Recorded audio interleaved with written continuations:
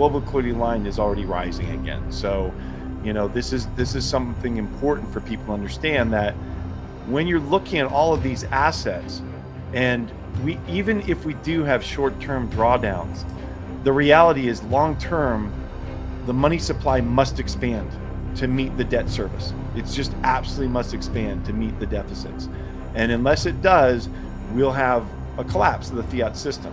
And so that's just first principles. It's reality. It's a long-term thought process. It's a long-term investment thesis. It's not short-term. So if you're trading around it, sure, there's going to be plenty of volatility. There's going to be volatility. I expect volatility. I would not be surprised if Bitcoin dips back down into the 80s. I mean, who knows? But I do expect it to be far, far, far higher in the future. And what I mean by that is for the dollar to be worth much, much less. Lavish draws an important connection between Bitcoin's price movements and the money supply. Bitcoin tends to lag behind liquidity trends by approximately 3 months. This means that when global liquidity expands, Bitcoin's price typically follows in due course. Michael Howell's proprietary liquidity measure, which accounts for bond market volatility, further supports this view. It aligns closely with traditional M2 money supply metrics, reinforcing the idea that Bitcoin is fundamentally tied to monetary expansion. In the short term, Bitcoin's price could experience fluctuations. Lavish warns that it's not out of the question for Bitcoin to dip back into the $80,000 range before resuming its upward trajectory.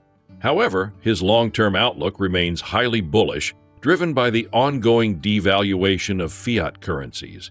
Essentially, Bitcoin's future value is not just about it increasing in price, it's also about the dollar losing purchasing power over time. Please take a little time to like this video, subscribe to the channel, and turn on post notifications for more videos like this. You can also check out our other videos on cryptocurrencies and the overall digital asset space, and drop your comments and observations in the comments section below. Everything you do helps with the YouTube algorithm and immensely contributes to the channel's growth. Thanks and enjoy the video. It's not that the debt is low. It's like you said, that the stock market is way overvalued. We talk about this almost daily in our hedge fund. Like how is that going to impact Bitcoin in particular, which has been seen as a risk-on asset for so long, and it always comes back to, and when we look at it, it always comes back to where can that liquidity go, and why will it move out of stocks? What's the reasoning behind it? Where's it going to go? Obviously, gold is a beneficiary because it's the flight of safety for a century now, right? So that is obvious. It's going to happen. Bitcoin should be flight to safety. It's not yet. It should be. But like Scott said right out of the gates in the show, you have tariff threats over the weekend. You have geopolitical unrest, and what do investors sell?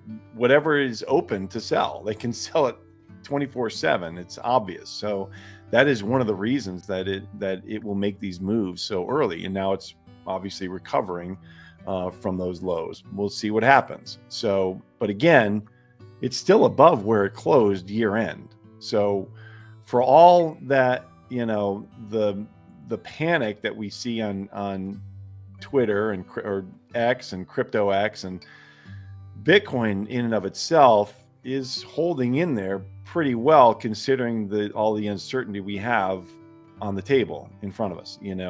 I've expected Trump to use that sword, the tariff sword, and wield it and see and make a lot of threats. We'll see what really happens today when he talks to Mexico and we talk to Canada. So that's just one thing. I want to bring up something though, and this is important. So what's important about this is, I don't know if some of the people who are listening may have caught my conversation with Michael Howell last Friday. And we talked all about liquidity, global liquidity, where it's been, where it's going. So let's start with that one. Is that showing now? Yep. Yeah. So the global liquidity, where it's been and where it's going. We had a dip in global liquidity over the last month or and a half, maybe. But it's now starting to rise again. It's in that cycle. It's in that 4 to 5 year cycle where it's back on the upswing. And so here's what's important about what you're talking about, Mike, is that yes, the liquidity, the stock market is very, very highly, it's rich. You know, the valuations are very rich. But what we will expect over the next 12 to 18 months, 6, 12, 18 months, is that there will be an expansion of the money supply to catch up to this. And that's just reality. We can't have a collapse in the markets. We know that we can't have a collapse in the markets. We would literally collapse our treasury markets. We can't have that. You know, we would create, forget about what Doge is doing. It's a whole nother conversation that we can get into, but there's no way that we're going to be able to cut enough to, overcome the deficit that would be created by a crash in the markets. So even James, if we really quickly, I think I Yeah. saw that Doge had cut $1 billion already, you know, in federal salaries and such, and someone immediately responded, "Our debt service is $3 billion a day." Right. So I mean, like it's Cool. moving chairs around the deck of the Titanic, right? So we really have to we have to focus in on the first principles of the money supply, and that's what's most important. And so going back to that, and the Bitcoin is like, this is it's a 3-month lag, or this is like, I think Michael uses a maybe a 8 to 12 week lag, whatever, but it does lag about 3 months, the money supply. You can do this on M2 also. This is his measure of liquidity. It's proprietary, and it uses volatility and on bond volatility, and that is a little bit nuanced compared to M2, but they're on the same trajectory. And here's the point, is that Bitcoin it lags for 3 months. Here it's been above it. Could it mean revert back toward that global liquidity line? Yeah, but the global liquidity line is already rising again. So this is something important for people to understand, that when you're looking at all of these assets, and even if we do have short-term drawdowns, the reality is long-term, the money supply must expand to meet the debt service. It's just absolutely must expand to meet the deficits. And unless it does, we'll have a collapse of the fiat system. And so that's just first principles. It's reality. It's a long-term thought process. It's a long-term investment thesis. It's not short-term. So if you're trading around it, sure, there's going to be plenty of volatility. There's going to be volatility. I expect volatility. I would not be surprised if Bitcoin dips back down into the 80s. I mean, who knows? But I do expect it to be far, far, far higher in the future. And what I mean by that is for the dollar to be worth much, much less. With $10 trillion in U.S. debt maturing soon, $7 trillion of it this year alone, Treasury Secretary Janet Yellen has been engaging in financial maneuvers to manage the situation. However, Lavish argues that these short-term fixes will ultimately lead back to the need for quantitative easing.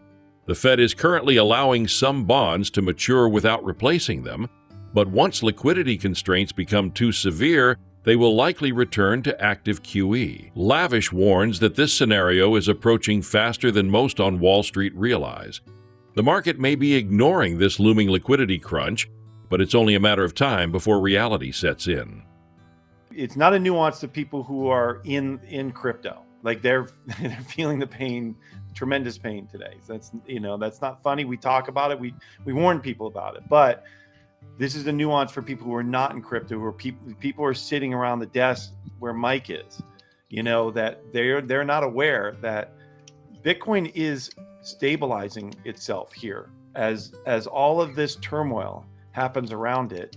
It's actually becoming stronger again, and that's going to continue in every single cycle. And this is just a new blip in this cycle. We do need to unpack the fact that Powell stood up there and flat out lied. And Mike, I'd like to hear your take on this, because I think he flat out lied that when he said that, oh, bank reserves are abundant. And he said it twice, not once, but twice. And I'm looking at the numbers. I'm looking back to the repo crisis of 2019 and thinking, he's out of his mind. I mean, there's with all that the Treasury did, and with Janet Yellen playing the shell game of moving money to the front end of the curve, right? So now you've got $10 trillion of debt that's coming due. You know, you've got 7 trillion just this year or more, just because everything was pushed to the front of the curve on T-bills, and you have to move out now on the further end of the curve. And Bessent knows it. He knows he has to. He said it. He's got to start issuing debt that has coupons. And so now you're going to be in a position that the bank reserves only have about, I'd say, $300 billion, $400 billion left before they get to the level that makes the Fed extremely nervous because of exactly what happened last time. They're not really doing QT right now. They're letting some bonds roll off their books and mature and not replacing them. But they're going to turn around and do QE again once that happens. And so how long do we have until that happens? Doge can only do so much to prevent that from happening in the next few months. So where are we? You know, because you can't issue new debt while we don't have a debt ceiling, or we have a debt ceiling that we're already above. Like, we're coming down into like a corridor here that it just seems to me that Wall Street is kind of ignoring this stop sign that we're about to blow right through. Another thing that caused so much inflation was $2.6 trillion sitting in a reverse repo facility that is basically money market funds that people were just collecting 4 to 5% interest on for years. Yeah. And they're just sitting on that and then taking that and adding to their discretionary income expenses, you know? So they're just like, well, I've got this extra money I didn't have before. I'm making all this money in interest. I'm just going to go spend it. That is one thing that was happening that, you know, it's not happening now.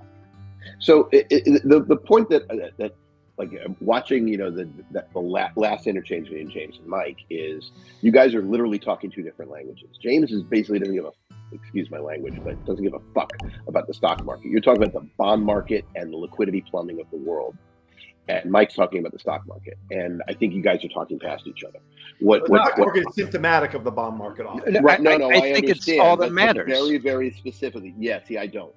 I think that. Oh, so why are bond yields down today? Why are bond yield? The stock market's down 1.3%. That's to me the reason why bond yields are down. The reason is because people don't believe that it's actually real. It's that every time you have a sell-off in the stock market where the bond yields don't go up, means people aren't selling the U.S. They're not betting against the U.S. winning. They're saying, okay, let's take some money off the table in the stock market. But the bond investors are saying, everything's fine. It's not a problem. The issue that James was pointing out is what happens when it isn't fine. And we have to go to QE. Like, I love the phrasing. The Wall Street Journal has an article which is hysterical. And the title is Wall Street is Nervous About Scott Bessent's Borrowing Plans. And it says, new Treasury Secretary has criticized the borrowing strategy that has helped calm markets. And what James is saying is that strategy that has calmed markets has been kicking the can down the road by continuing to borrow. It could cause it to blow up. Exactly. And so what the Wall Street Journal is basically saying is, come on, man, don't bring this to a head. And what Bessent is basically saying is, like, listen, you know, this is not sustainable. We got to get ourselves in a sustainable path. And maybe I am under orders that if I'm going to do something that's going to cause short-term pain that we can get past, do it now. And so that short-term pain, what James is suggesting, and I think is entirely possible, is going to ultimately going to need to be ameliorated by some form of QE and increased liquidity spigot in order to get over the hump to get us back on the hype. And if that is true, that worldview, you can believe it or not, but if that worldview happens, I don't know what that does to the stock market. I do think that ultimately that liquidity will ultimately end up in risk assets or end up in things like Bitcoin and gold more than it will end up in the NASDAQ or in crypto. But I do think that liquidity is coming. And that's the point. One of the most compelling takeaways from Lavish's discussion is how liquidity shifts will impact various asset classes. If the Federal Reserve is forced into another round of QE, excess liquidity will need to flow somewhere. While some may argue that this will benefit traditional risk assets like equities, Lavish believes that gold and Bitcoin stand to gain the most. Gold's role as a monetary hedge is well established, and it will likely attract significant capital in times of uncertainty.